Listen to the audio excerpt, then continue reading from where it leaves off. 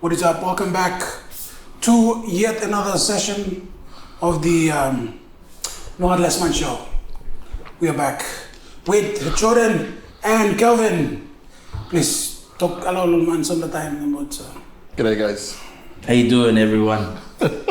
We've missed everyone, but we've mostly missed you. I didn't expect that. Let me just cry for a minute. I got some tissues here, don't worry. Dude, mind you, we don't even, you didn't give us, we're just going to be one of those random ones again, huh? Yeah. You have something you... Yeah, I think we're going out to a good start of like catching up with what we've been pretty much occupied with individually. Mostly work, I guess, for myself is working with working in the sports industry and the sports team and a rugby team has been quite new and challenging. Last year was kind of like a discovery phase for me, just learning how to work with different people, with a lot of boys. Pause. Ladies and gentlemen, we interrupt this program to present to you today's sponsor of this episode, Modern Construction. Modern Construction is a construction company based here in PNG, Papua New Guinea, Port Moresby. They basically do construction, design and construction, renovations and extensions, custom new builds designed by a house. Here's some of the videos of like the interiors that they did. Bro, look at that. I mean, just look at that before, after, just renovations, man. You can contact them on projects01@modernconstruction.com. If you have a renovation that you want to do, please reach out. Okay, back to the episode. I mean, grown man to play rugby league. The boys. The boys, yeah. And then just following their journeys, like individually trying to learn how to work with them, work with a team, work in a team environment. I guess one of my weaknesses was like trying to learn how to work with different people. Talk specifics, like what team are we talking about? PNG Hunters. There we go. Yes, PNG Hunters. I work for the PNG Hunters now. Basically do the media stuff. So with media, it's like social media, outside mainstream media, get the mainstream media involved, building that relationship, helping the players themselves learn how to be more media present, like how to talk to the media, how to get them to understand the questions and answer the questions. Because a lot of the boys, they don't really, blind people, they're not educated to a level where they can talk confidently. Yeah. And like, it's a skill to develop. Yeah. Not everyone can just turn up and just talk in front of them, right?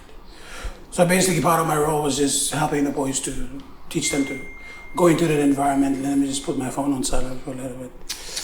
Rookie mistake, Cass. Rookie mistake. Sorry, man. I too have to do the same. Yeah. Sorry. It's supposed to be unscripted as always. Always better. Of course. We've always been at our best when we were unscripted, brother. Yeah, we try to be better. Yeah, it's running over there. Okay. Yeah, back to your question. Like plenty people, the boys that I talk to, try to get them ready for the next phase of their careers and their rugby league careers, especially media-wise.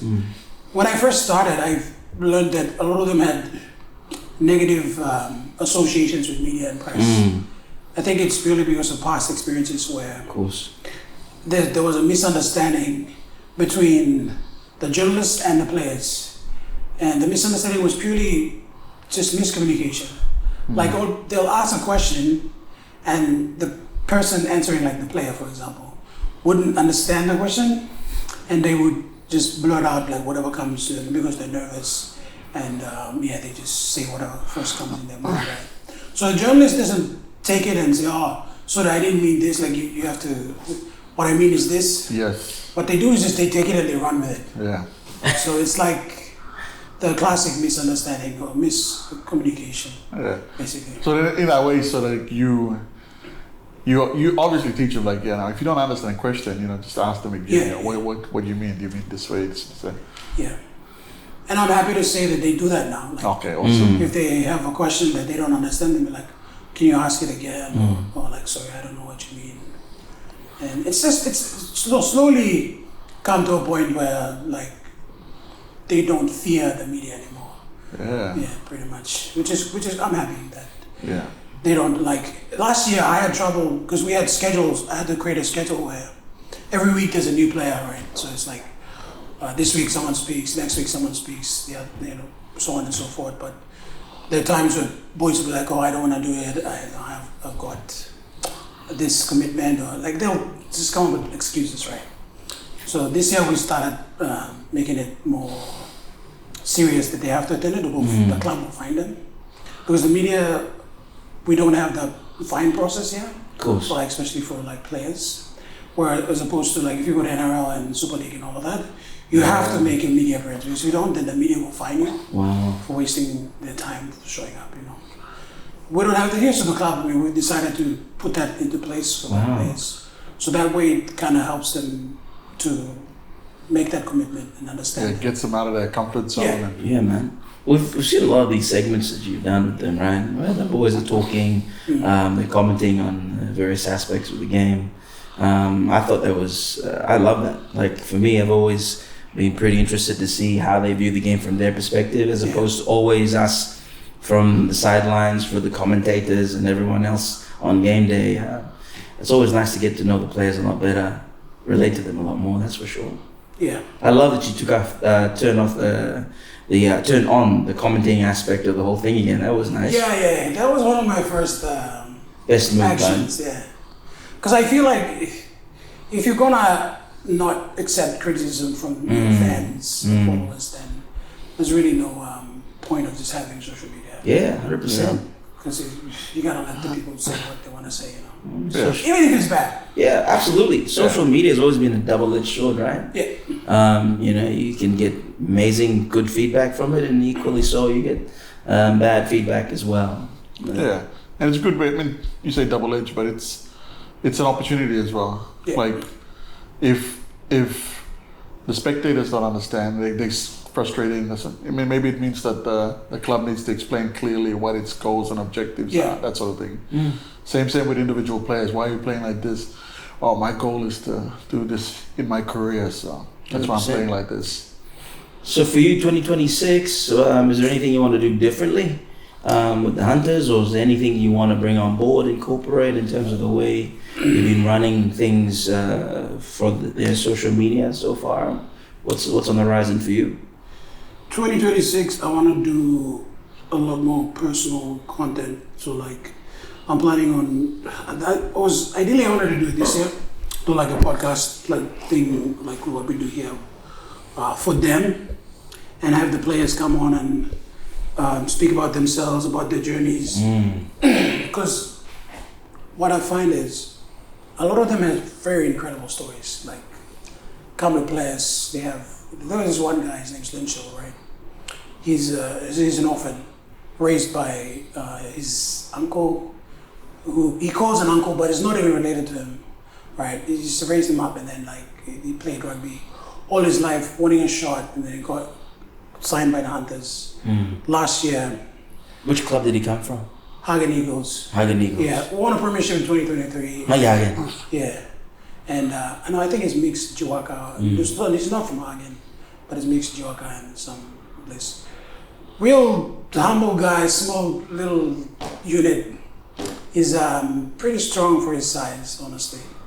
He plays hooker, 5'8", sometimes full back. He's like all the backs position he can play. Right.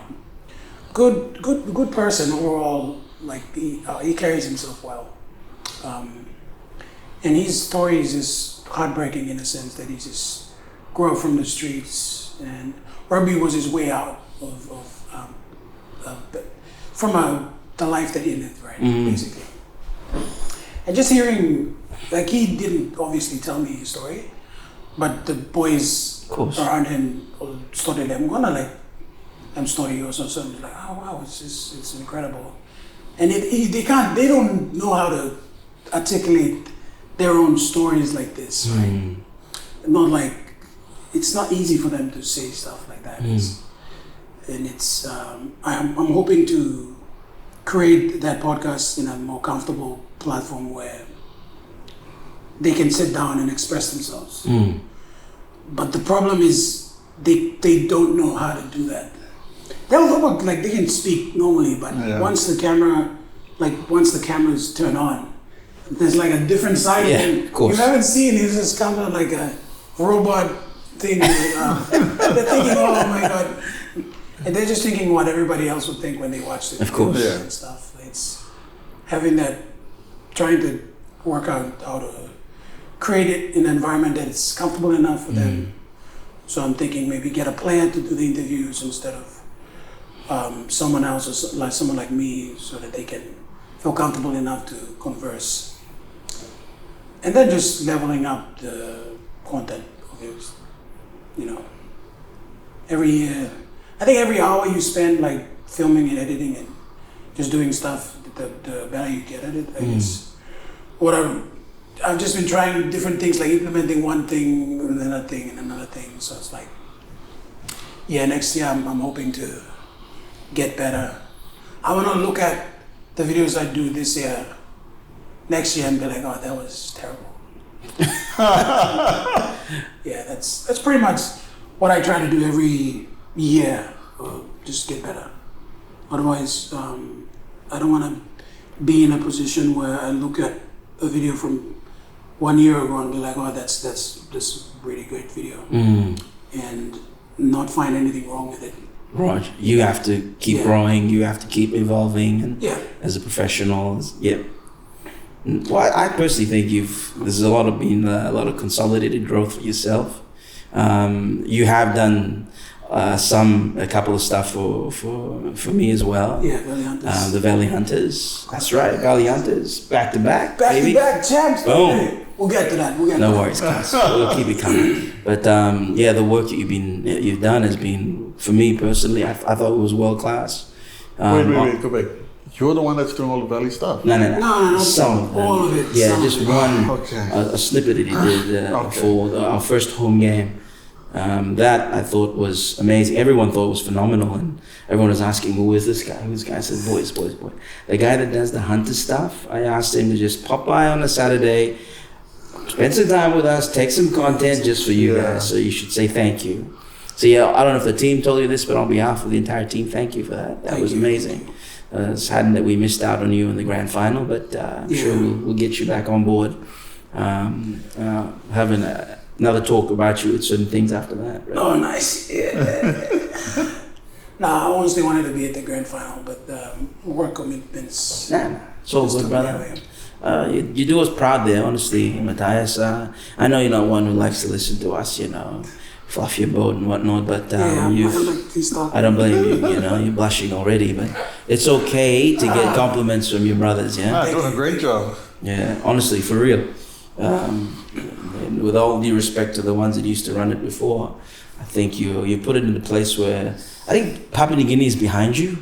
And yes, there's always feedback from everyone who's got an opinion, and yes, there'll be obviously some outrage from time to time, but none of that stuff truly is like perpetual in nature. It's only there for a couple of days or a week, 2 weeks the most, usually the outrage culture. Yeah, and then everything's back to normal. Oh, something else is taking over. Correct. Win 1 game, 2 games, that side. It's a love-and-hate relationship. That's what it's come down to now. Yeah. I just look at some of the comments and it's the same guy that praised us last week. That is shitting on us now. That's fine. Okay. Thank you for the engagement. Yeah. Good or bad. Passionate supporter. That's no, passionate. Really passionate. Yeah. So we have some of the best supporters who will just go out of their way to just love you when you win and then hate you when you don't. We just like winners. PNG just love winners. It's hard to say no. That's fact. It's the thing about rugby too. We do. I think we love the sport too much. A lot of people watch it every day, and there's a lot that goes on behind the scenes that still a lot of people don't understand. Like you would get the idea of what I'm trying to say. 80 minutes on the field, that's an accumulation of 1 week off the field. Yeah, but so it's like what you do every day. Most of the boys, they just work their asses off just to make the team, and then Of course. the concept of making a team every week and why people complain on why is the team changes, why the team changes. Everyone's a professional coach somewhere. It's like we try to keep it, maintain it, and then try to give everyone a shot. Of course. Because at the end of the day, we can't have someone who's a talented player who trains hard to make the team, but just because we want to keep the same players in the field, we have to drop them. No, if they fight for their spot every week, and if they perform better than the last week's performer, we'll give them a shot. This is how every team works. 100%, man. It's just how it is. Just because you took part the entire season doesn't mean you get to play in the most important parts of the game, the finals. Everything's constantly changing. People are getting better, stronger, faster. Every spot on that team is not permanent. Yeah, man. 100%. People, I just wish people understood that more instead of just trying to see what's from a biased point of view. Yeah, it's something, isn't it? Because you are managing the social media, you're managing the media, photography, and then you get pulled into those kind of discussions as well. Yeah. And then you've got to navigate how you go about putting probably, a response back to the people or people that I'm just glad I'm in your shoes, but in all honesty, I couldn't deal with that kind of stress on the daily. Oh yeah. It's terrible. We try not to respond to all of the comments. Let's just say comments, we don't respond. But there are people who message or email us directly. That's when we do respond and be like, Gotcha. Okay, because of this, why is this guy not playing? Oh, he's injured. He's got this. Wow. Something like that. Yeah. So people who are genuinely, they reach out, they email. There's some people who email us asking about players. Why is he not playing? People messages on our inbox is not constantly berating, people, how they structure the sentence. You can tell when someone's genuinely asking. Of course. Or then someone's just angry and just hate commenting and hate messaging, right? So the genuine ones we do respond to, let's just say, I respond to. And it's good to engage with the fans. And then they know that, there are people who are actually monitoring it instead of just randomly replying to comments. Get an AI assistant or something. I did try it. Oh, really? But it did not work the way I wanted it to. No, it won't, because before we started this whole thing, AI works on source data, and you have to feed it information for it to respond to questions, whether it be say for the hunters, you need to build a database of information for it to accurately attend to queries, basically. So, you're right. Meta launched the AI. I tried to synchronize it with Page and Wanema, but because most of our audience use TalkPC, it's still learning how to understand what words to filter and whatnot. Wow. So what I did was I just used keywords for pop-ups and filters and what. Obviously, vulgar languages I just put in there so they can AI just hides the comments or deletes it automatically. So that filters it out. But TalkPC is so big that some words still seem true. And it constantly is evolving as well. So I still have to literally manage the comments. It's crazy. Sounds like a headache, man. It is, yeah. But there are filter words or key phrases, like I said. Of course. Auto responses that are there, which helps me big time in terms of monitoring and just cutting down the man hours of looking through the comments. Workflow. Workflow. Just use AI for workflow. 100%. That's the big thing. Yeah, AI. Speaking of AI, I'm gonna hand it over to you for the AI stuff. I'm not an expert. I'm still learning, man. You went to what do you call it? Security conference in Sydney. Bro. What was that like? Well, so the conference itself is the pinnacle security conference for Australia. So the security industry in Australia, they're all an association member of this, the Australian Security Industries Association Limited. That's the association's name, and it does everything. You know, physical security through to cyber security. That conference was all about that AI, cybersecurity, physical security, and then some guest speakers from the head of security for the Opera House, events director for Brisbane 2032 Olympics. Wow, Shivas. The assistant superintendent, basically New South Wales SWAT and counterterrorism, came in and gave his big spiel. cats. Bro, this is to come from a defense background to the security industry, and then to go to a conference like this, mind blowing. Yeah, because you were a servant of the Papua New Guinean government before you went private. Yes. A state servant. Now I work private sector, so but That's where all the good money is. Let's not say that. Not too loud, but I won't disagree. But it's just on AI, mate. It's the biggest thing I got out. So they had this British lecturer, professor, come out and have a talk to us about AI and its implications in the world of security. And one of the big takes was that the biggest risk is not AI itself, but the source data. You know, all AI is, a language model. It interprets information. And he said that the biggest risk is once you corrupt the source data, that's when AI starts going funny. So, and I explained it before, like, it's just AI collects all this data and it just tries to best fit its response. So it just picks whatever is close to that best fit. And if you can manipulate that information, so your response, the output, whether it be just a word response or opening a door or closing a door, will change. There's a fire and somebody's corrupted the source data and the door won't open, and then people lose their lives, that sort of thing. And that's the biggest risk. When he highlighted to using of AI within whatever system, whether it's going through comments or in institutions want to do AI assistance to answer customer queries. This is the issue. You don't want the AI to swear back at the customer for asking this question, but it could happen. And the key takeaway is that you have to protect the source data. That's the biggest one. Whether it be cybersecurity, physical security, they all work together to protect the source data.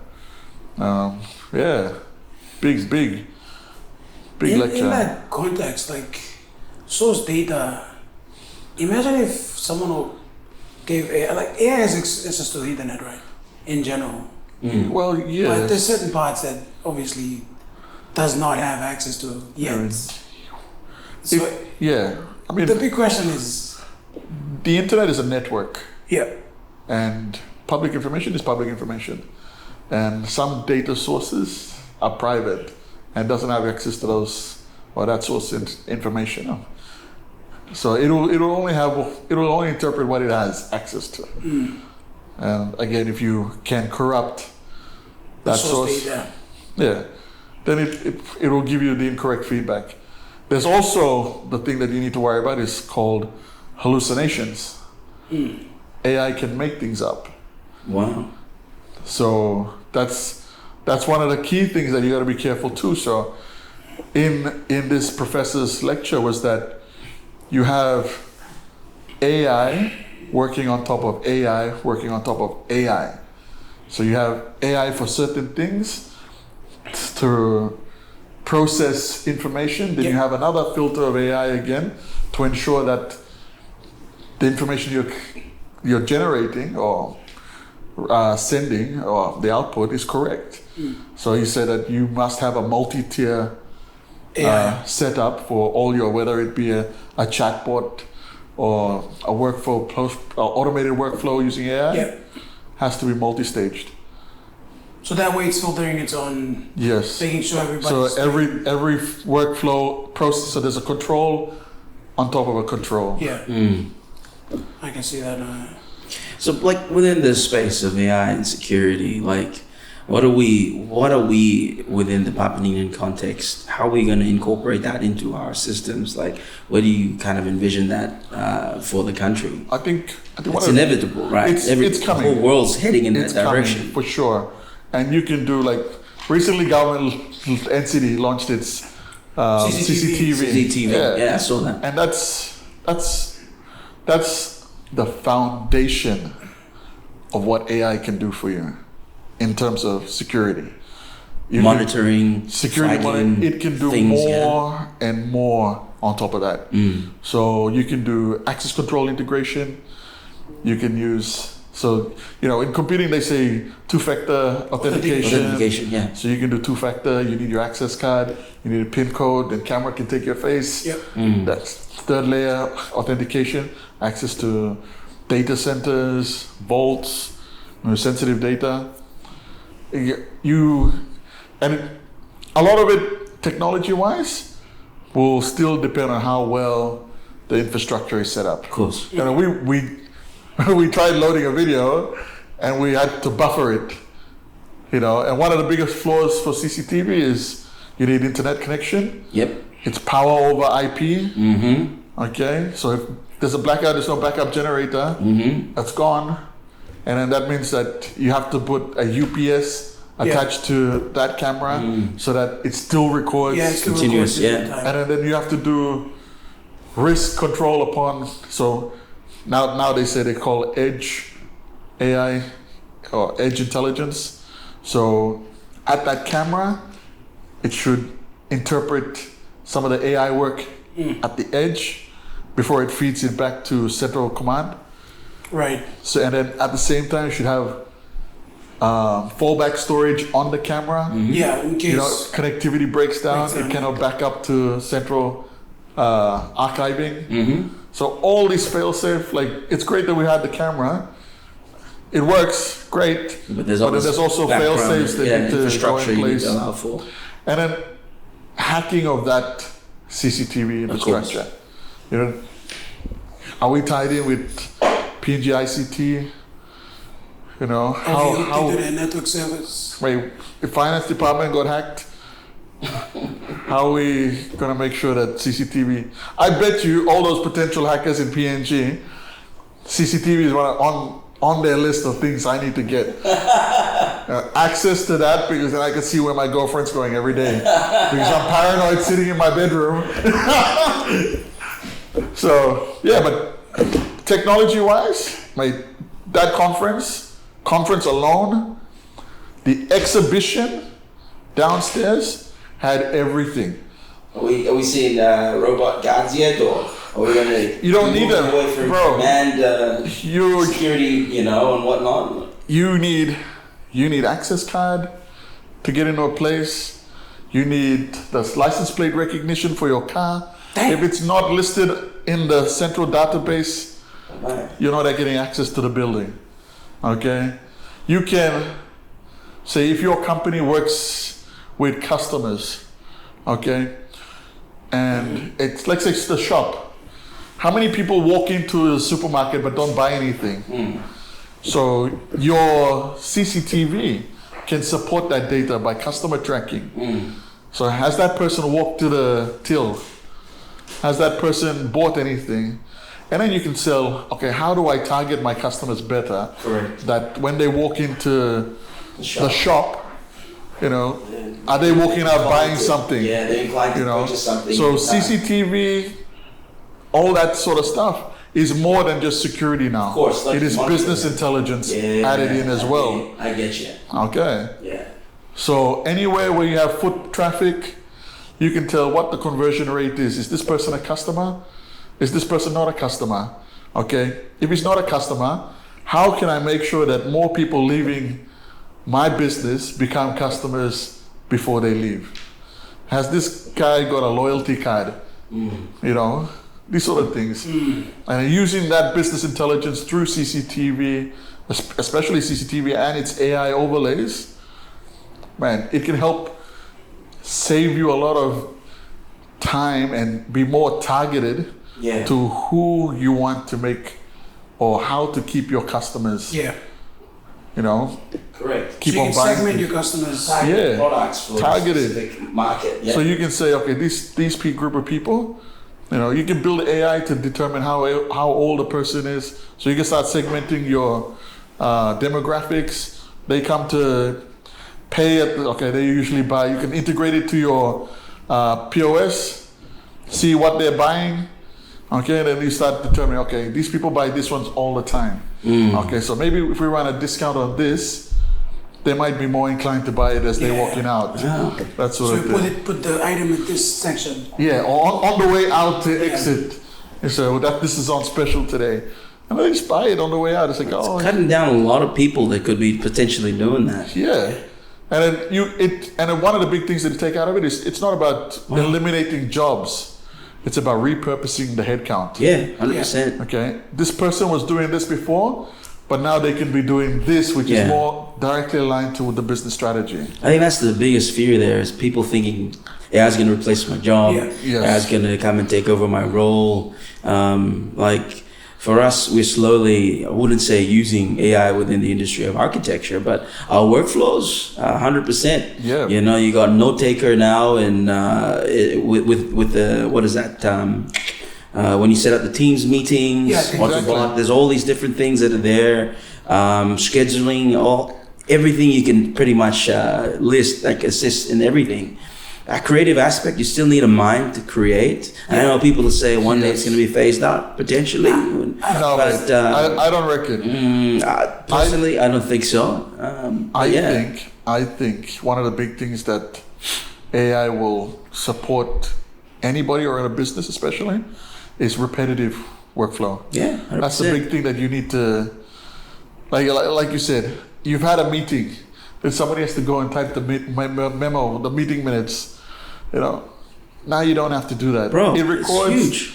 It does the memo minutes for you, and you just email straight away. And once, as you start to train it, it learns what to pick up. It learns what to zero in on. And look, the information's all there, but you still need to go through it and just tweak it a little bit before it goes out and whatnot. But bro, it's the future. You know, you can't ignore it. You better get on with it, otherwise you'll be left behind. Right, you were talking about meetings, and I saw when I was at the conference, there's this one tech that it's basically like a phone desk phone, but it has a camera and it does Teams, and then each camera will automatically pick up who's in the room.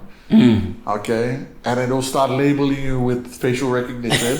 It's a bit scary. It's a bit, but then at the end is like it'll transcript everything for you. Yeah. Wow. From this relevant speaker and whatnot. Yes, and it'll focus on you. Like if you're speaking, the camera's focused on me, and everybody on Teams, no matter whether you're in the conference room or anywhere in the world, that thing is focused on you, and they can see you. And then somebody else talk to you, shift to that person.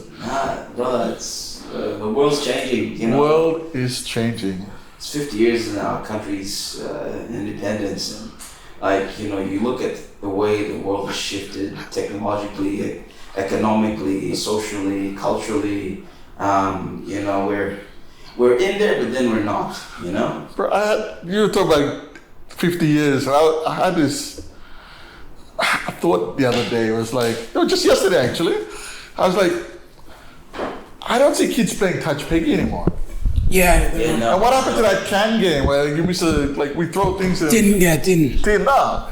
No one does that. Everybody's on their phone. I drove up a street in Hawaii yesterday. Man.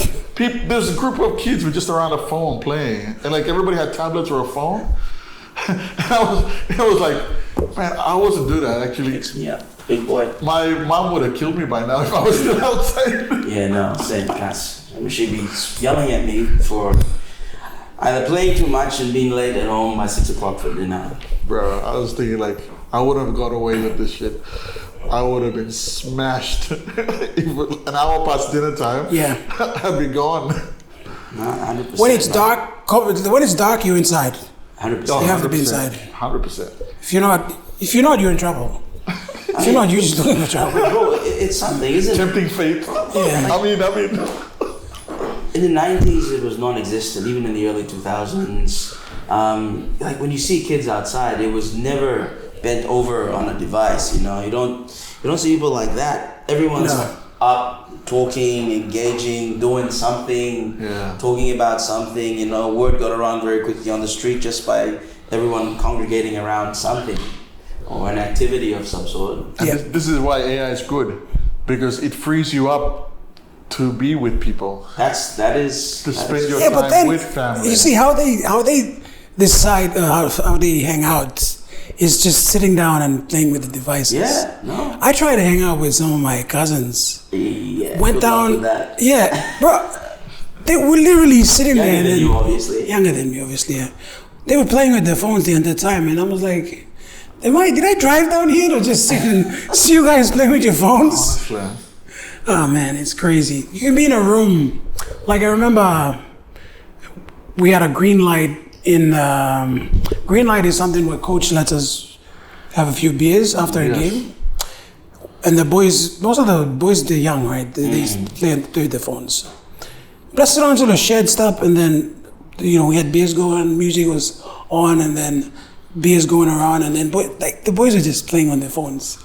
A skipper walks in, looks at all the phones, slaps the phones out of their hands.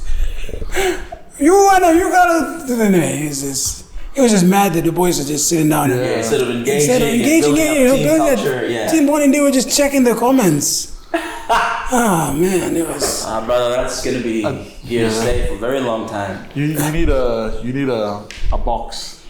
So once you come to game day, everybody's phone goes in. We do that actually, but this was like after. So that was team the green bonding light, and stuff. Yeah. Video is paused. Can you video please? Yes, continue. We want to go. Yes, continue. What's going on, cuz? But anyway, back to AI, security industry.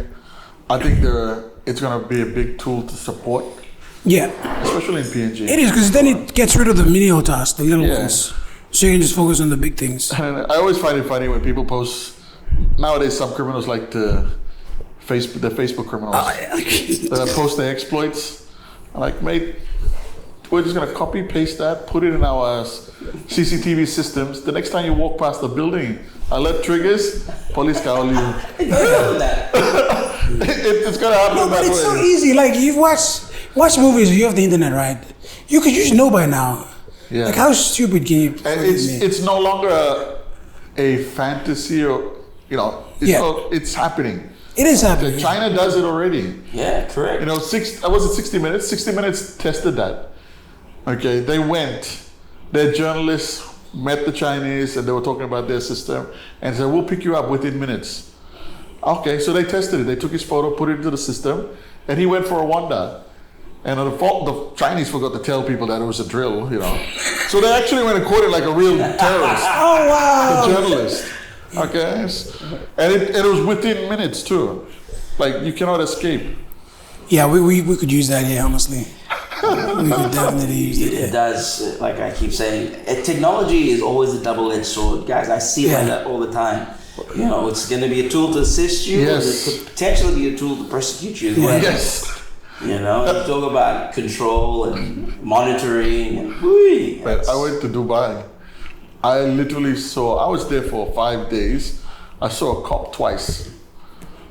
Like literally twice. One at the railway station, and then one outside the railway station in his car.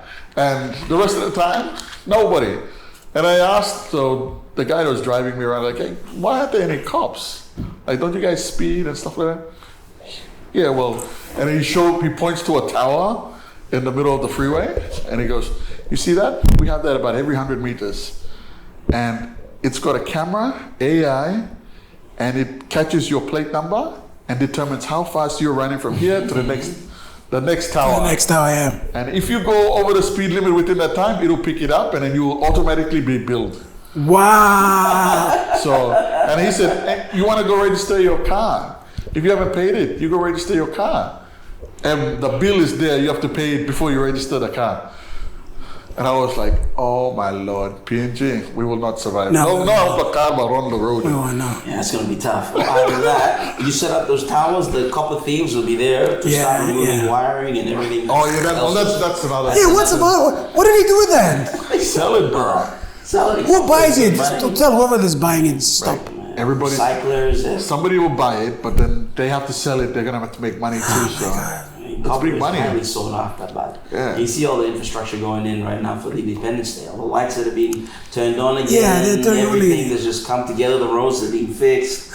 Oh man, but yeah, I'm like I always say, man. I try not to be a pessimist, but I always give a certain timeline after all this activity is going through, right? Couple of months, we'll be back to what we do best. Yep. We're just being pretentious for this season, just for all the dignitaries that are arriving. We're great hosts. Oh, bro, we do it We well. are great hosts. Man, we do it well. I've seen it at Pacific Games. I've seen it through all the APEC. We've seen every single time we've turned on the show for the world, only for everything to go to the dogs months or weeks after. You know, It's always the what do we always in business to say that we've got the capex, but we don't have the opex. We're happy to spend millions, but we don't have 20,000 to maintain it. Yeah, I know. I mean, don't get me wrong. I'm proud, bro, that we've made it to 50 years. Oh yeah, hell yeah. The legacy that our forefathers have, Hell built for yeah. all of us. And I'm just, it just saddens me that so many people that have ridden off that mechanism that was set in motion in 1975 have used it more for evil than for good. Yeah.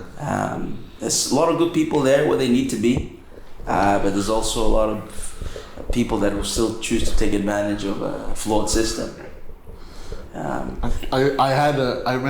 met a guy once and he said that PNG, we've got the best laws, best procedures, everything in the world. It's our execution is Yeah, 100%. He's not wrong. He's got a He point. said like it's foolproof, like it's the best. And even I was actually looking at the castle audit the other day. Policy wise, we're above world standard. Of course. Dang. Like, Bro, like no, no true. joke. It's on the In paper. yeah, it's on the website. The world, what's it called? The world aviation webpage. PNG is all its standards and policies, everything for aviation is above For aviation. for global global standards. Yeah, in the audit. Damn. So I was like, man, we know our shit. The same can be said throughout various industries as well. Yes. So everything, like, why rewrite something if it's not broken? 100%. I mean, it's 50 years now. Like, I guess a lot of Papua New Guineans today would be questioning, like, how can I truly, like, how do I add value? How can I be of value to a country that's been in existence for 50 years? Like, what would you tell yourself approaching September 16? Like, what do you see yourself? Where do you potentially view your mindset? How you see everything in that sense? That's a tough Well, it question. is, because It's a tough everyone needs question. to come up with a response to that. It'll take me 3 to 5 business days to come up with an answer. Give us a quick synopsis of those 3 to 5 business days. Personally, I am proud that as a nation, we haven't gone into turmoil, that we haven't slaughtered each other True. because of the way that things are. Secondly, I'm just happy that we've made it this far. And to celebrate 50 years is not like an easy thing, right? It's hard. Even though we have our flaws, we have our government flaws, and everything else is shit, right? But we have beautiful place. Our country is beautiful. There's a lot that we have to give, and there's a lot that we can give. I would celebrate the fact that we're diverse yet united, and there are certain things that have changed that I personally am proud of, which is the way we see women in rugby league. And like, just in the recent years, that is something that I'm happy to see, that That's huge. women are being accepted to play the sport, and not just in rugby league, in other parts of the of the country, and that the freedom of expressing yourself in social media, I guess, and giving a platform to voices that need to be heard. Correct. That's been huge too. Yeah, but it's still like far from where we can be, and I think there's a lot we can give in terms of like tourism and people. We have good people. Yeah. We just need good leadership and setting up. Leadership is like we have good leaders, but I hate to say this, but we're driven by self-interest. If our leaders can set aside their self-interest and do something that's bigger than themselves, but for the country, I mean literally for the country, we'd be better off. And not just, I don't mean like more money, I mean like just state of mind. Yeah. Just being able to say hi to a fellow citizen or to embrace each other in times of like grief or in need or yeah. But I'm still happy that we are able to invest in ourselves and in other people. Like there's we have cultures, right? And we still believe in all our cultures. Yeah. Even though some of it is dying away and whatnot. But yeah, there's a lot to be grateful for, honestly. Yes. But we always focus on the negative side. Yeah, no, Cash, I'm 100% aligned with that. My answer's shattered. I hope you can make sense of it. Man, I get you perfectly. Yeah. I'm sure everyone else will. I hope you guys make sense of it. I mean, it was a tough question to ask. It's not something that you can, respond shotgun in terms of. Yeah, I just said what came in my brain. And that essentially is the right thing. What about you, Cal? Man. It's gonna be hard, but you're not a 3 to 5 business day responding. Just give us a summary, bro. Service. I believe.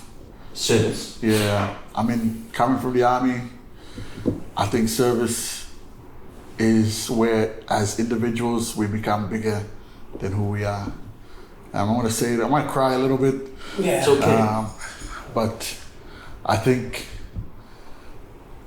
if individuals look at themselves and then say how best you can serve the people around you, whether it's just being a friend or in your line of work looking out for the bigger picture, I think that's where everybody should be looking at, that service. When I was in the army, I've been to places where, like, I kid you not, no one has been there, like no government service. I've had troops go for days without water, but they've made it to places that they needed to go and then come back, all out of service. And to the point where I've been a magistrate once in my entire life. Thank you, PNG government, by the way. And yeah, it's just all out of service. I kid you not, people in Papua New Guinea, we are amazing people. I kid you not. I'll say it again. I've been to places, the hospitality of people in the village. Wait, I've been to one place, the last village in PNG, in Western Province before you hit Indonesia, Bula. They hadn't seen a PNGDF patrol in how many years? I apologize because we raided. I didn't say we raided. We drove our Land Cruiser into the bush and then popped through one last shrub, and we landed in the middle of their crusade. I was like, oh, sorry guys. I apologized everything, but man, these guys were amazing. Like the great hospitality. They automatically said, just house them stop free. One blow blade post. I'm still stop clean. Literally, it was clean. We went, stayed in there. Next morning, I ate seafood for the rest of the week, bro. Crab, muscles. I would not have given you seafood if you interrupted my crusade. Yeah, but you know, these guys are special, right? They have my heart. Like these guys, but service is the biggest thing. And even now in the private sector, and I'm always looking for ways to support the community. You know, whether it be with the bank, in their programs, or just volunteering, it's the way to go. And as individuals, you always have to think beyond yourself. Of course. It's very important, and yeah, service is for me. I think that mindset I align with, and I honestly can relate to that. And I think at the core of everything we're trying to do within our 50th and whatnot is, you know, it's hard to make a huge leaping response to everything negative that's happening, but you can work within that realm of influence that you have, right? Yeah. If you're gonna serve your employees, if you're gonna serve your parents, your wife, your children, whatever that it is, you know, you're still doing something that is impactful. Yeah. And brother, I think I too might get emotional when I talk about it. You know, everything that you know we've tried to do within our field of architecture and construction has always been to, and I tell my mom this, she's like, man, Jordan, our bills are high, they're expensive to do business, and you know, she tells me this, and I talked about this earlier, about how tough and challenging it is, but so that at the end of the day, she always tells me, son, you know, we're providing for our people, we're allowing them to live a life that's dignified, they have something they can take back to their families. And when I hear that, I'm actually okay. I'm okay with the struggle. I'm okay with you know, not being where I think I should be, but being where I am. I'm okay. I'm content. You know, and I think with that in mind, I am also hopeful that with time, this feeling that we all have, like we seem to have as a consensus now, becomes something that other people can start to kind of embrace. And we find that the people that we're connected with also start to share that same mindset and that same drive. And this is why I love this country so very much. You know, she's all we've got. Yeah.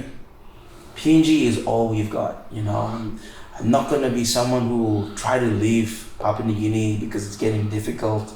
I understand that our independence does not come through bloodshed. We got it very easily compared to a whole vast other countries that have pretty much sought after independence. But you know, our forefathers, Sir John Guy, Sir Michael, and every single forefather that was there before us, they had something in mind, I think. And I think we're starting to glimpse that today. And you said it very clearly, if even those in leadership, they start to let go of those selfish ambitions, they might come to a place where they realize, man, it could be so much more if we just simply start to let go of all these foolishness that we seem to be clinging to. I think it's inevitable that things it'll improve, but they've got to get bad, maybe even worse first. Gotta let the fever hit I don't know how to say it. Gotta be at its worst before something happens. You know what I mean? I'm not saying I'm not for people taking to the streets and protesting. I'll be honest, man, like that does kind of have a response, elicit a response, but it's usually quite tragic in a lot of instances when we try to do that. I'm for the long game. I think you need to go back. You need to go back to your families. You need to go back to your household. You need to look after your families. You know, if you have the potential to start businesses, do that. If you want to keep working within an organization, keep doing that. If you're going to be a shopkeeper, keep doing that. A security guard, keep doing that. Keep doing it right. Understand that time is something that you can continue to. There you go, PNG Power. I love you, PNG Power. Thank you for your amazing service delivery. Just keep working within the realms of influence that you're part of. I think one I would add now to come to it, and both of you talking about leadership, is that leadership too is not you miss a little big man, so. That's the mistake everyone does. But leadership starts with everybody at your own level, and everybody believes. I mean, everybody's got this idea that leadership is associated with some sort of position, but it's not. Leadership is at home. Papa blouse, mama blouse. You are a leader. A security guard at the front of a store. You're a leader. 100%. Everybody has a part to play, and if yes, somebody maybe in a higher position of leadership is abusing the system. Power just came back. Abusing the system, but doesn't mean that we too below should be abusing the system. Correct. We as leaders should know the difference, regardless of who we are, and maintain standards. You know, we talk about law and order, and then we say, "Oh, it's a leadership problem." No, mate. It's a you problem. It's an us problem. Okay. That's a tough truth to get across, bro. Yeah, it is. Yeah. Man, that's. It is, and it's for example, yes, you may fight. Okay, but to be a proper leader, don't escalate it. If somebody's angry with you, walk away. Come back behind, send a messenger later. Want some cake or kai na talk. Okay, sorry, but you may talk ourselves. So you may come sit down the story. Sort it out at our level. And then I feel that also people really abuse it. And I've seen leadership at different levels abuse their position. Yeah. And the people that look up to these people in leadership roles are the ones that are left behind.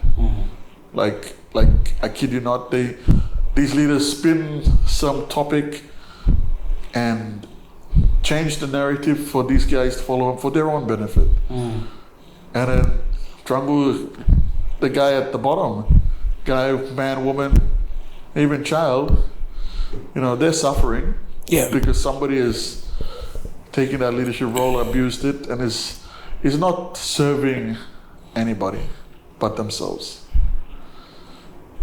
So yeah, leadership is everybody. Leadership is everybody. It's true. That's a good summary for our personal reflections of what the 50th anniversary is for us individually. Now I resonate with that, Cass. Pause. Okay, we're back. Now we're gonna move to Valley Hunters, and we're probably not going to like a whole lot of details about the team and whatnot, but just from your perspective, being back-to-back champions, it's not an easy task, right? A lot of teams, even in any sport, it's not easy to do. Yeah, 100%. What do you pinpoint the success down to, personally? Brother, like if this is going to be a Valley Hunters reflection, like we got to take it back all the way to when it began. I'm not a Foundation Valley Hunters player, but I was allowed to join the club with a whole bunch of cohorts of mine from another club, Defense. Yeah. So a bunch of us came, especially the forwards, right? We came in and we're looking for a club, and because they made ours, they cancelled our. I don't know what you say. They kicked us out of the comp. Yeah. And then we ended up at the Valley Hunters, and when we joined, the biggest thing for us, I realized, is the club's got a really special culture, and they're run by like parents, Pops, Max, Gatal, and Mom Doris, and like those two family members and all the other parents that are there, like they're like our spiritual parents. They've been the guiding light for that club since they took over. So at the very background of all this activity is just these stalwarts of parents just trying to use the club as their form of ministry to preach the word of God and just to keep these young men, boys, on the straight and narrow. So we came into that culture that they've established, and like watching them, like there was a time when they were just like cannon fodder. They were just scoreboards. You play Valley, you're gonna just how many points I can get them to bleed for this game. 13 plus or whatever that they like to call it. In, what is that? 13 plus or 13? Sorry. 13 plus, yeah. Okay, that. It's a betting thing. Roger that. See, I don't gamble, so. Yeah. So that was always like the mindset every time they, until one day they started to like gain some real footing with a whole bunch of new recruits. A couple of them, like some decent guys started to join them, and I was part of that group of people as well. So fast track that, we started to win, COVID came, we had to shut down, everyone went back to doing nothing, and then everything came back online in 2024, and we still didn't have a club, so a bunch of guys joined them again. And that season we had the injection of a new coach called Frank Genia, and I know you know Frank, shout out to my coach Frank Genia, you're the man, back-to-back champion, 100% brother, he's just, that guy's done, like, his mind is, and like I've trained underneath a lot of coaches in my time. Pop Sydney, also one of my most favorite coaches ever. Sydney Wesley, I've trained underneath coaches from the representative side for Paul Moresby. Also spent some time with the PNG Puk-Puks.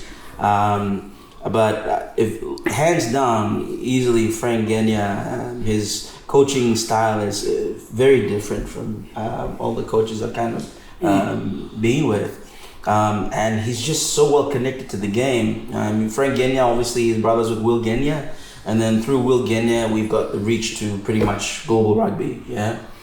So having that connection is very handy, I realize now, for the club. Frank, with his knowledge, his technical experience, and just his understanding of how the game has evolved, especially the evolution of the game, this is again personally from my perspective, I think he brought an edge to the club that we did not have, and a lot of clubs probably don't have as well. And it was that mindset that started to get Valley to where they are today. 2024, I'll never forget that first time we had our bonding.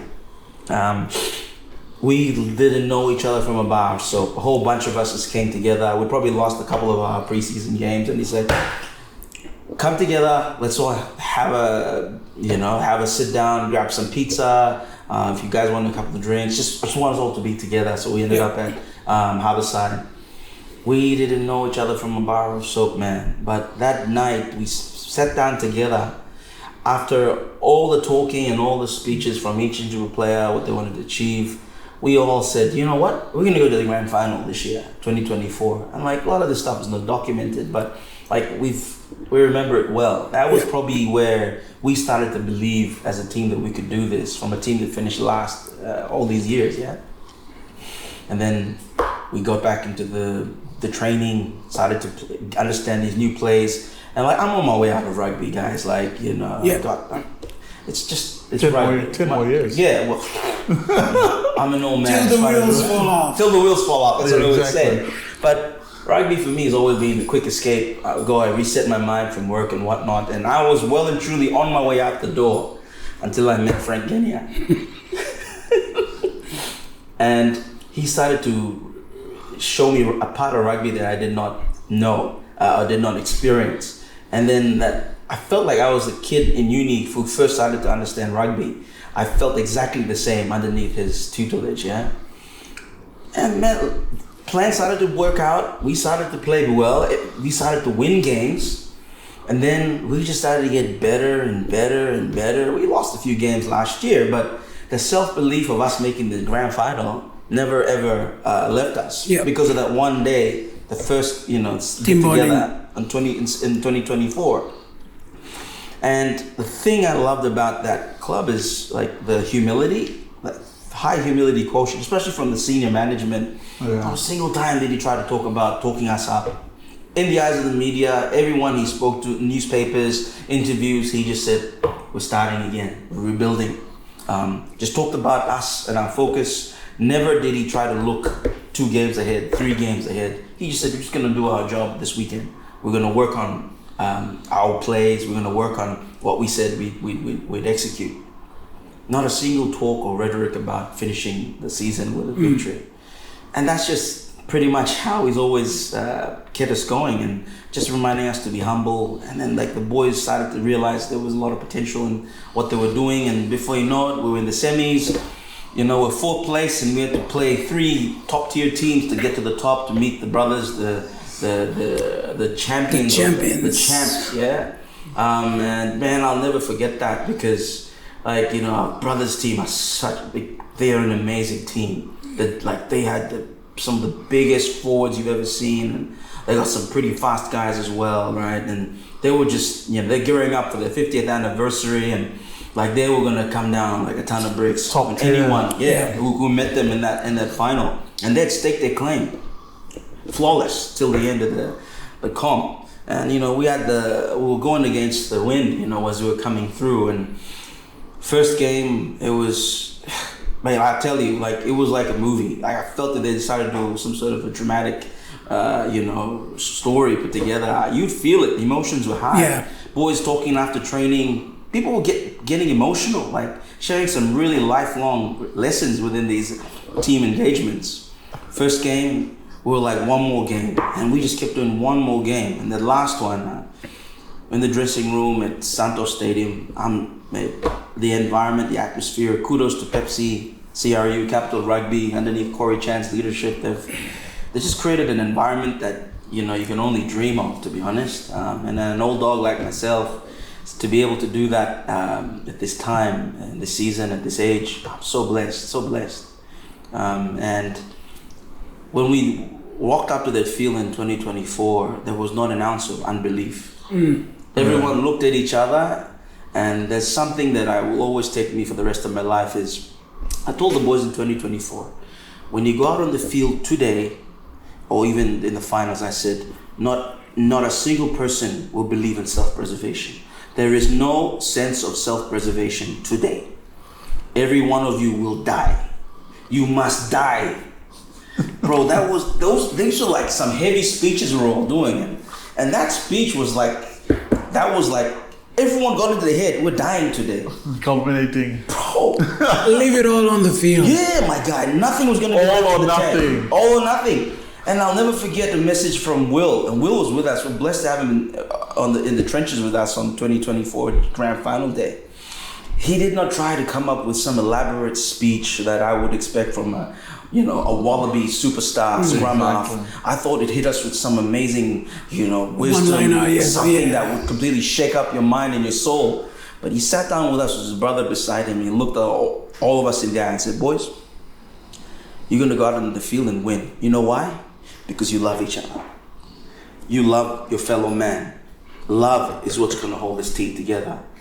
Man, he started talking and I was like, love. And I turned around and I realized I love these fools around me. Like I love these idiots. My misfits. You got fat guys, short guys, skinny guys who can't run, guys who think they can run. But man, I love them all, And man, lo and behold, that one statement, love, that connection, that bond, that pretty much just put everyone into a mindset where, honestly, if I looked at it now, the boys refused to believe that they could be beaten. And then when 24 happened, the win came, and we played like we never played before. And that was one roller coaster of a ride, like emotions-wise. I was in tears, And then 2025, back-to-back. Everyone says you can never win the second one. That's tough. That's always a difficult thing to do. But everything all went through the similar thing. We suffered a few losses, and the team was shaken because pride was now like, man, are we even ready for what's to come? People started to doubt each other. But Frank Genia, man, and sat down with the Catals. They sat us down during Thursday night fellowship and said, let's humble yourself, let's go back to what we're all about. Let's go back and care about each other. Set aside all the rhetoric, all the online stuff, all the Facebook photos, all the TikTok videos you get. Larry Bustin. Let's just go back to the roots. Go and care about your brother. Love your brother. We found our identity again. And then leading up to the preliminary finals, we started again. We found our mojo again.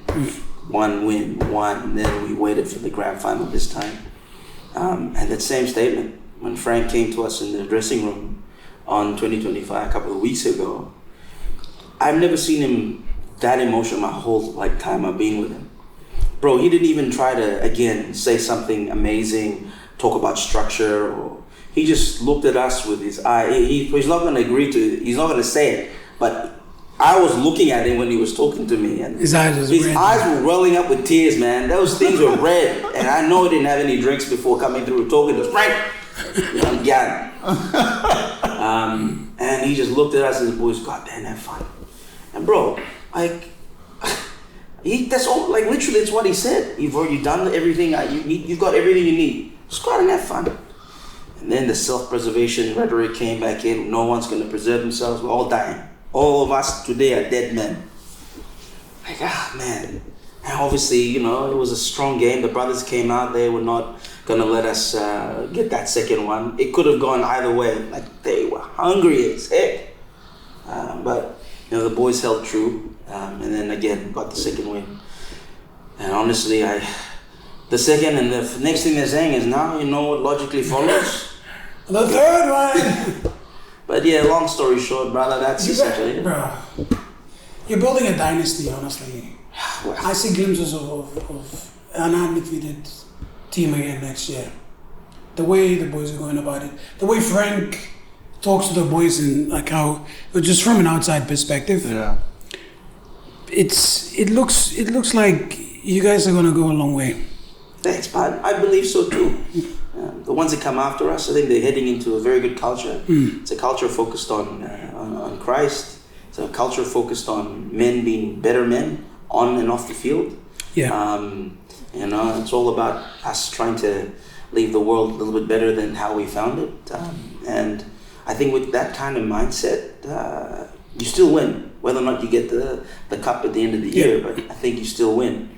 But one of the byproducts is you see that I guess, the victory on the field, because you got a whole bunch of young men, mind you, and women too, who are focused and driven to actually achieve that outcome. And the training is not your average. Like, I've trained in a lot of rugby union teams. This guy kills us, man. Like, I have a family. He doesn't kill you. He elevates you. Okay, fine. Frank elevates us. I'm in all for this stuff, but I think again, from outside perspective, and apologies, I didn't come to the grand final. I was busy with other things, but I'm more important. Yes, I love you too, bro. I think you're really building something there for sure, and that culture, club culture, it's hard to replicate, man. I've like a couple of games I can't watch you guys. The build up to the games. It's different, man. Like, and I think it's taking rugby to a new level. I believe like, so. Collectively, I think it's different. Like, I've seen you guys play, and I don't know how to explain it, but there is you're stepping a tier up, and I think it's a good thing. And I think all the other teams too are now need to required to step up. Yeah, no, absolutely. It's amazing. And one thing I realized, Bud, is like they were like a bottom dweller team for many years. What it's done now is injected a sense of self-belief for all the other teams. We nearly had them MBB Marlins, who were again considered at one stage a team that we could go and just win and get points on. Now, and they made all the way to the preliminary finals. Yeah, step up, yeah. Incredible, incredible. So I think next year's going to be really difficult. Yeah. The guys have now realized the game has evolved. It's no longer that one-dimensional rugby style of bang, bang, bang, bang, bang, and ball out. There's now a lot more enterprising play. There's a lot more focus on understanding the rules and the tactics and just the whole systemic way of the game's managed. Well, I've been seeing glimpses of where, like in professional rugby, you'll see, and I'm no expert, but you look at how scrum half runs. Now, scrum half, once he plays, he knows exactly where the ball goes. Yeah, he's not going to dart around. He's going to beeline straight to that, and that's what's happening at Hunters. I mean, Hunters Valley. Yeah, Hunters. Sorry, Hunters too. Yeah, that's what. Yeah, Valley Hunters, PNG Hunters. PNG Hunters. But you watch your scrum half. He's not hanging around the back. Correct. He knows exactly where the breakdown's going to be, and he's beelining it straight. My guy, that's because again the training has placed into you really know your roles. Yeah. The beauty about from my understanding is everyone knows their role, and throughout the year we don't just have one set of plays. I don't mean to open up our playbook a little bit, but you are taught multiple plays, which you are then put in a position where you choose which play works best. Yeah, leadership on the field, bro. That's it. That's all it is. You guys have a short caller on the field? Always. So, because you got the fronts and you got the back line, right? Forwards, like the call is clear from a person that calls the shots with the forward pack, usually it's on the captains and the back line as well. If there's a set play within the enemy's territory, the captain can come and say, look lads, I need to do this for us to do that. So we're essentially two different groups, but we all work in unison and the plays start to come together. Very tactical, and it's now become a lot more running. Like, I've never run so much in my whole life until like last year. Bro, it's stupid. You know, any day I tell the coach, I'm gonna go on bench and squat. Just let me do all that heavy lifting. He's like, nah, you need to be mobile. Yeah. But that's just how the game's going now. Gone are the days of 3 crash balls and then send it to the bigs. Brother, like I said, those one-dimensional days are long gone. Honestly. And that's why, because of that mindset that the coach has brought to the game, this is why it's now piqued my interest again in rugby. And to see, I'm now keen to see what else is he capable of doing. And that excites me when you give me something new to do. You give me a new play, you tell me how to do like certain things on the field and how I should run, who I should be with, and what time should I engage the line. Like, man, I do have a question though. Like, for example, when you start the beginning of the year, do you all get together collectively as a team and coach outlines what the strategy for the year is, where our focus is? Or does he have those sessions, or is it? I mean, it has this really structured. I mean, obviously for like the Hunters as well, you'd have a game plan for the season, where you want to be, sort of mid-year, those milestones you want to achieve. Are we looking at that at the moment with rugby union? Well, I'm not sure about the other teams, but for us, it's not necessarily a blackboard or whiteboard session where we sit down. Everything's on field. Okay. You know, when you sit down and you start to engage, he lets us do what we need to do, but then he sits us down and he slowly starts to filter in these new plays or new ideas. What the ultimate goal is, yes, he makes sure everything and that sort is re-emphasized in training.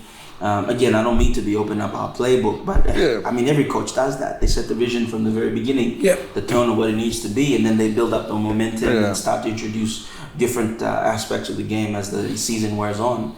And it all obviously culminates to just us having a plethora of tools to choose from, and then what tool to use specific to the situation on the field. Well, are we going to see more of the flying rhino? Heck yeah, you will. Heck yeah. If you don't know, we'll insert a clip of the flying rhino. Do some of the good shots as well, my guy. That was wrong what I did. That was wrong. It was wrong, but it was funny. It was so good. Brain snap moments, It was a meme for a while. It was, Flying right It went viral for a little bit. My team would always remind me of that stupidity. Let's not, I mean, I won't repeat that ever again, maybe. Long story short, that's quick synopsis, summary of the Valley Hunters, and I love that club, a good club. Yeah, we'll bring Frank on and then we can 100%. touch on, dive into a deeper dive of his brain, because I feel like he's one of those characters that has layers to him that you gotta peel and understand, you know. Because the way he just talks to you boys and carries himself is You've seen it. Yeah. Just seeing from, like, he's someone that personally, I feel like I hold him to a standard where if I talk to him, I'm wasting his time. Trust me, you wouldn't. It's like, he's on the field, how he talks to you guys, and then like, when you guys train, especially for the captain's run, and I'm there and I see how he's like working, and I'm like, okay. I don't know. He does come across like that. I do feel like that. Like, I don't hi and I'll just go away. I don't want to waste his time. Maybe like outside, like if I bump into the shop or something, then I'll speak to him. But when he's on the field, I feel like I'm interrupting him from working his magic. He's a relatable guy. You love him like everyone else, you know. Men like that, honestly, they're hard to come by, especially within this. Within the realm of rugby, we're blessed to have him at Valley Hunters. Yeah. Not gonna lie, we are blessed. And not only that, you mentioned something about having the families around you guys in the support system. That is an amazing thing too. Yeah, the Genya family have been part and parcel of everything that we've done. You know, he's brought in Will. Yeah. Through Will, they brought in Met Ghetto, David Spade. Oh my word! Like we have, what's his name? Supporters from around the world, bro. Bro, I mean, we saw that video. Goodness, see Khaleesi and Dan Carter. Like what they said. This is what's going on in the background. Like they did not share it during the actual day, but they kept it. Before the boys took the field in the morning, suddenly someone's like, "Whoa, the world is that?" Quade Cooper just sent a video wishing us the best. Hold up, boys! And then they sent Dan Carter's and Sia Khaleesi and Met Ghetto and bro. And then last of all, our leader himself, Will Kenya. Boys were. It was like we were at the fever pitch by the time the last message came. People were like, "We're dying. We're dying today." No, it's amazing. Amazing to see. Amazing to see the culture. Yeah. I can see the culture just growing more, and just the relationships between members is strengthening even more. You're right. I love it. You're right. Nah, brother, it's special. I've not seen that kind of culture in a very long time. Yeah. Like, the last time I saw it was when I was in Unitec Reds. The family was like fully integrated into the club. When we went, we had the coach's house. With the coach's family. They're feeding us, they're housing us, they're giving us money. Pops Kiatsin, bless his, rest his soul. His family, the Kiatsins, they set the foundation for me, what I thought club culture should look like. And then now I see it with the Kenyans as well. Seeing Lorraine helping her brother and Anne coming to help her brother as well. The parents always, they're vocal, bro. They're on the sideline shouting, screaming. Oh, yeah. Like, bro, they're there in the whole moment. 100%. Exactly. And then you got the little kids running out with the cones and bringing water to you, and they're in the huddles. And like, bro, you can't ignore that kind of stuff, man. Like, it's amazing. That, to me, that's what builds a winning culture. I can't imagine, like, as a parent, seeing that. It's like, bruh, I can't wait for my daughter to grow up so she can start running on the pitch and giving water to me. I'll play long enough, just ready to do that, and I'll retire. I thought longer, bro. That's a couple of years. Couple more years. 5 years, give or take. Yeah, five. We say 5, but this is Jordan. Nah, I'll stop. I have to. I want to stop it. The I'm pretty sure you said that last year. Yeah, you said that. You told me like, that it's my last year. one. No, actually, I met him 3 years ago, and he's like, 4 years ago. He's like, oh no, this is my last year in rugby. Don't hold me to that one, boys. We'll see. My wife lets me play, I'll keep playing. Anyway, this has been fun. Thanks, guys. Want to wrap it up here? Yeah? Thanks, bud. Always a joy. Always welcome here anytime. Any last words? Guys, nothing much. Celebrate safe, huh? Yeah, happy independence. Celebrate safe. Stay safe. Stay safe.